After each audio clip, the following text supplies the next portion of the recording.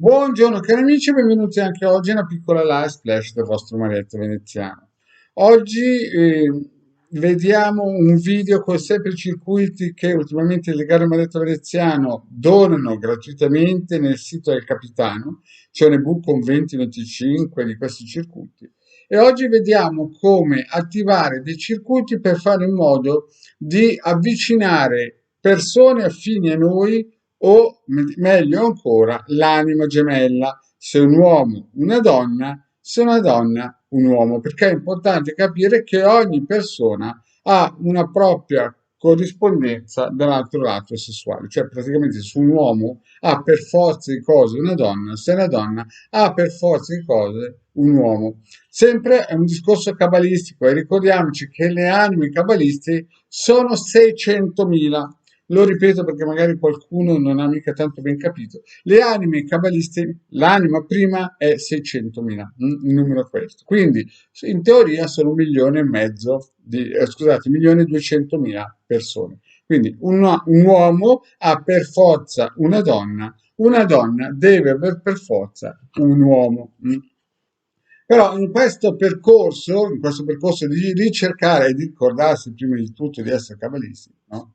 Ci si dimentica ogni tanto, no? Ci si perde per la strada, ci si perde per il viottolo e si dimentica da dove si è venuto, no? C'è anche quel detto romeno che alcune volte quando si cresce si dimentica da dove si è arrivati, eh.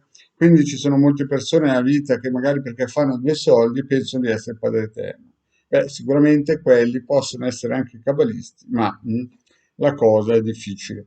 Però per tutte quelle persone invece che a un certo punto della loro vita si sono accesi la lampadina, non per via della New Age, ma perché si sono resi conto che da un'altra parte di questo universo, no, c'è la propria anima gemella, allora bisogna aiutare la cosa magari con delle stampelle.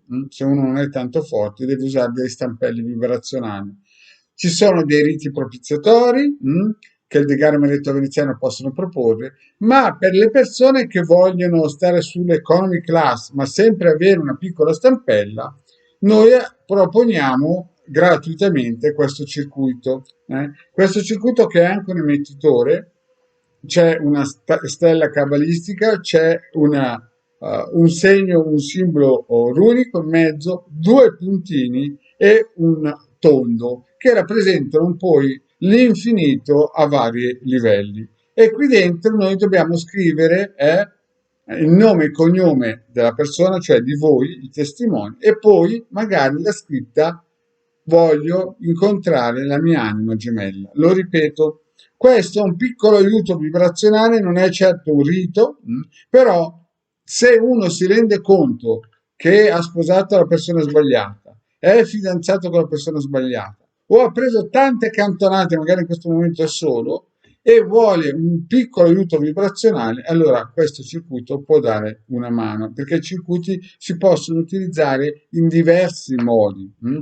Questo è un circuito che aiuta a raggruppare, rafforzare, valorizzare l'intento. In questo caso qua mettiamo il nostro nome e poi la volontà, il desiderio, la voglia, l'amore di cercare la propria controparte, o maschile o femminile. Se sei un uomo cercherai sicuramente una donna, se sei una donna cercherai sicuramente un uomo. Quindi questo è il primo passaggio.